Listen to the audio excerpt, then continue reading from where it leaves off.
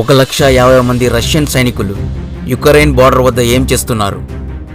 వీరితో పాటు 1000కి పైగా యుద్ధ తోపులు, 100కు పైగా ఆర్టిలరీ గన్స్, యుద్ధ విమానాలు, హెలికాప్టర్స్ మరియు అత్యంత అడ్వాన్స్ రష్యన్ న్యూక్లియర్ వార్హెడ్స్ యుక్రెయిన్ పైన దాడి చేయడానికి ఒకే ఒక వ్యక్తి అనుమతి కోసం ఎదురు చూస్తున్నాయి. ఆ వ్యక్తి పేరు వ్లాదిమిరోవిక్ పుతిన్. పుతిన్ యొక్క ఒక్క కన్ను సన్నపైన యుక్రెయిన్ భవిష్యత్తు ఒక్కటే కాదు, 3వ ప్రపంచ యుద్ధం కూడా ఆధారపడి ఉంది. యుక్రెయిన్ పైన దాడి జరిగితే యుక్రెయిన్కు సహాయంగా మేము యుద్ధంలో దిగుతామని అమెరికా మరియు ఇతర నాటో దేశాల సమూహం ముందుకొచ్చాయి. రష్యాకి ఏమైనా జరిగితే ముందుగా వచ్చేది ఇండియా, ఇందులో డౌట్ లేదు. కానీ ఈ రష్యా యుక్రెయిన్ గొడవలో రష్యా యొక్క ఇంట్రెస్ట్ ఏంటి? పుటిన్కి ఏం కావాలి? నాటో అంటే ఎవరు? రష్యా నుండి యుక్రెయిన్ మీదుగా యూరోప్ దేశాలకు సప్లై అయ్యే న్యాచురల్ గ్యాస్ పైప్లైన్ వల్లే ఇంత పెద్ద రచ్చ జరుగుతోందా? 3వ ప్రపంచ యుద్ధం నిజంగా జరగబోతోందా, లేక ఊరికి అనవసరమైన హైప్ క్రియేట్ చేస్తున్నారా అని తెలుసుకోవడానికి ఈ వీడియో ఎండ్ వరకు చూడండి. వీళ్ళ సమస్య ఏంటో తెలుసుకోవాలంటే 7వ శతాబ్దానికి వెళ్ళాలి. దానికంటే ముందు దయచేసి వీడియోను లైక్ చేసి ఛానల్ను సబ్స్క్రైబ్ చేయండి.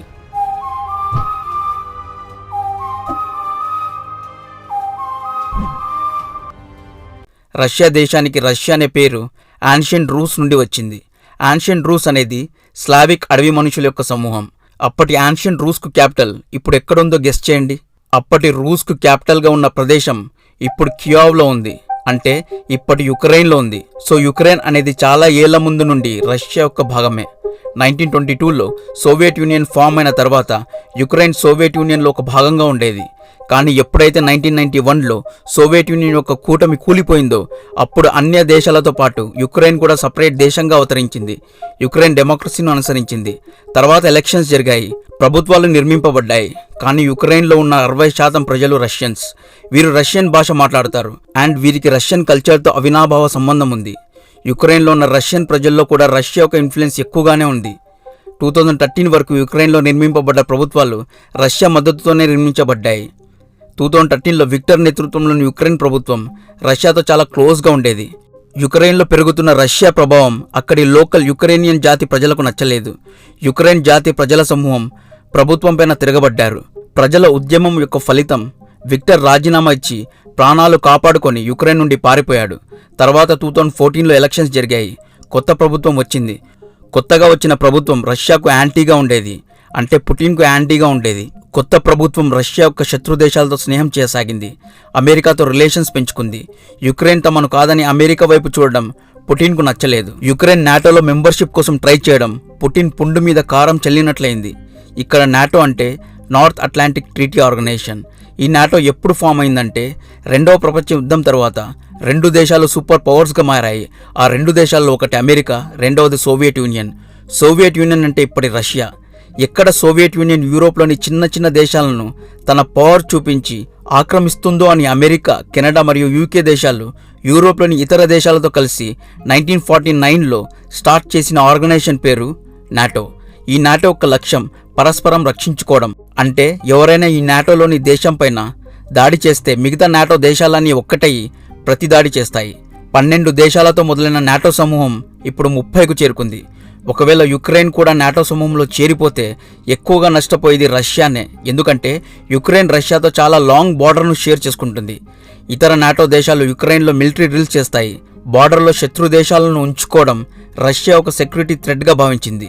యుక్రెయిన్ చేస్తున్న ఈ అన్ని కార్యక్రమాలకు బదులుగా 2014లో రష్యా యుక్రెయిన్లోని ఈ ప్రదేశాన్ని ఆక్రమించింది. ఈ ప్రదేశం పేరు క్రిమియా. దీనికి కౌంటర్గా యుక్రెయిన్ ఆర్మీ రష్యాతో గొడవ పడింది. అమెరికా ఎకనామిక్ శాంక్షన్స్ రష్యా పైన విధించింది. యూరోప్ దేశాలు కూడా ఈ చర్యను వ్యతిరేకించారు. కానీ రష్యా మాత్రం క్రీమియా ఒకప్పుడు సోవియట్ యూనియన్లో భాగంగా ఉండేదని, యుక్రెయిన్కు ఇది గిఫ్ట్గా లభించిందని, అందుకనే దీన్ని తిరిగి మేము ఆక్రమించామని సమాధానం ఇచ్చింది.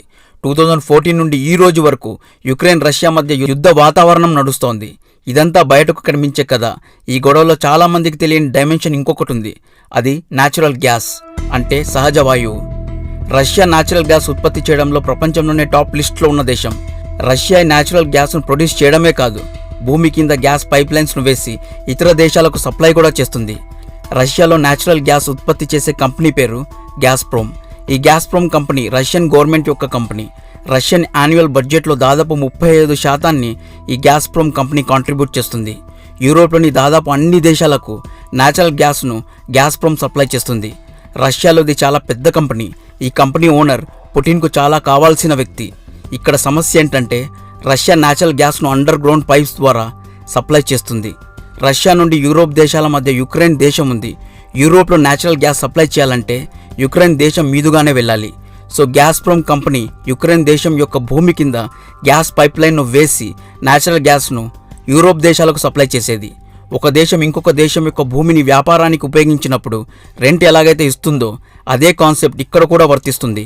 2013 కంటే ముందు వరకు ఈ పైప్లైన్ వేసినందుకు గాను రష్యా యుక్రెయిన్కు ఎటువంటి రెంట్ ఇచ్చేది కాదు. కానీ 2014లో కొత్త ప్రభుత్వం రష్యాను వ్యతిరేకించింది. ఈ గ్యాస్ పైప్లైన్ వేసినందుకు గాను సంవత్సరానికి $33 బిలియన్ రెంట్ ఇవ్వమని యుక్రెయిన్ ప్రభుత్వం రష్యాను కోరింది. దీంతో పుటిన్ చాలా నిరాశకు గురయ్యాడు. చేసేదేమీ లేక రష్యా రెంట్ అయితే కట్టింది కానీ సర్బియా మీదుగా ఇంకొక గ్యాస్ లైన్ రూట్ను కూడా తయారు చేసింది. ఇక్కడి నుంచే పుటిన్కు యుక్రెయిన్కు మధ్య చెడింది. యుక్రెయిన్ పుటిన్కు టార్గెట్ అయింది. యుక్రెయిన్ నాటోలో 31వ దేశంగా జాయిన్ కావాలనుకోవడం పుటిన్ కోపాన్ని రెట్టింపు చేసింది. ఈ యుక్రెయిన్ దేశం వల్ల ఎప్పటికైనా ప్రమాదమే అని భావించిన రష్యా యుక్రెయిన్ పైన యుద్ధానికి సిద్ధమైంది. ఇక్కడ మిలిటరీ కంపారిజన్లో యుక్రెయిన్ రష్యా ముందు చాలా చిన్నది. యుక్రెయిన్ బార్డర్ వద్ద 1,50,000 మంది సైనికులు పుటిన్ గో అహెడ్ కోసం వెయిట్ చేస్తున్నారు. ఇప్పుడు అంటే ప్రజెంట్ డేలో రష్యా వద్ద 6,257 న్యూక్లియర్ బాంబ్స్ ఉన్నాయి. ప్రపంచంలోని మిగతా దేశాలన్నిటినీ కలిపిన న్యూక్లియర్ బాంబ్స్ విషయంలో రష్యాను ఓడించలేరు. ప్రపంచంలో అత్యధిక శాతం న్యూక్లియర్ వెపన్స్ ఉన్న దేశం రష్యా. రెండో స్థానంలో 5,220 న్యూక్లియర్ వెపన్స్తో అమెరికా ఉంది. యుక్రెయిన్ అసలు న్యూక్లియర్ పవర్ కంట్రీనే కాదు. మన ఇండియన్ న్యూస్ ఛానల్స్లో గత 3 వారాలుగా రష్యా 1,00,000 మందిని 2,00,000 మందిని యుక్రెయిన్ బార్డర్లో మోహరించింది అని రకరకాల కథనాలు ప్రచురించబడ్డాయి. వాళ్ళందరికీ చెప్పేది ఒక్కటే, ఈ కాలంలో ఎవడైనా సైనికులతో యుద్ధం చేస్తారా? రష్యా యుద్ధమే చేయాలనుకుంటే ఎయిర్ మిజైల్స్ను ఉపయోగిస్తుంది, సబ్మరైన్ న్యూక్లియర్ వార్హెడ్స్ను దింపుతుంది, యుద్ధ విమానాల్ని డిప్లాయ్ చేస్తుంది. యుక్రెయిన్ను ఆక్రమించడం రష్యాకేం పెద్ద విషయం కాదు. కానీ తర్వాత రష్యా పైన అమెరికా, యూరోప్ దేశాలు ఎకనామిక్ శాంక్షన్స్ విధిస్తారు. దీనివల్ల రష్యన్ ఎకానమీ పైన పూర్తిగా ఎఫెక్ట్ పడకపోయినా నష్టమైతే జరుగుతుంది. ఒకవేళ యుద్ధం జరిగితే అది న్యూక్లియర్ వార్గా మారే అవకాశం ఉంది. ఇది ఇప్పుడు ప్రపంచానికి మంచిది కాదు. వరల్డ్ వార్ 3ను స్టార్ట్ చేసేంత తప్పు పుటిన్ అయితే చేయడు. కానీ యుక్రెయిన్ను మాత్రం చాలా గట్టిగా అయితే పుటిన్ కంట్రోల్ చేస్తాడు. బైడెన్ అయితే వారం రోజుల నుండి పుటిన్ ఈరోజు యుక్రెయిన్ పైన దాడి చేస్తాడు, రేపు చేస్తాడు అని నక్కవేషాలు వేయడం కూడా మంచిది కాదు. యుక్రెయిన్ డెమోక్రసీని కాపాడడానికి మేము మీకు సహాయం చేస్తామని అమెరికా, యూకే, కెనడా అంటోంది.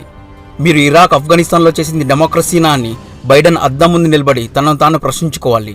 డెమోక్రసీ పాటలు పాడే కెనడా ప్రెసిడెంట్ జస్టిన్ ట్రూడో రీసెంట్గా కెనడాలో ఎమర్జెన్సీ ప్రకటించడం వీరి యొక్క హిపోక్రసీకు నిదర్శనం. ఇక తెల్లదొరల దేశమైన యూకే కూడా డెమోక్రసీ గురించి మాట్లాడితే గుంటనక్క ఇంటిగ్రిటీ గురించి మాట్లాడినట్లుంటుంది. సో ఏది ఏమైనా 100 ఆరైనా ఇండియా సపోర్ట్ చేసేది రష్యాకే. Because Russia is and will be our friend forever. 1971 India Pakistan యుద్ధంలో అమెరికన్ యుద్ధ నౌకలకు అడ్డుగా రష్యన్ వార్షిప్స్ బే ఆఫ్ బెంగాల్లో దిగి అమెరికాను ఛాలెంజ్ చేసిన సంఘటన ఇప్పటికీ చాలామంది ఇండియన్స్కు ఒక గూస్ బంప్స్ మూమెంట్. ప్రపంచ యుద్ధం అయితే జరగదు. ఆల్రెడీ కరోనా వల్ల రష్యా, యూరోప్ మరియు ఇతర ప్రపంచ దేశాలు ఆర్థికంగా నష్టపోయి ఉన్నాయి. ఇలాంటి సమయంలో యుద్ధం జరగదు. సో ఉంటా. ఇలాంటి కంటెంట్ మీరు ఇంకా చూడాలి అనుకుంటే దయచేసి ఈ వీడియోను లైక్ చేయండి, ఛానల్ను సబ్స్క్రైబ్ చేయండి. Signing off. జై హింద్.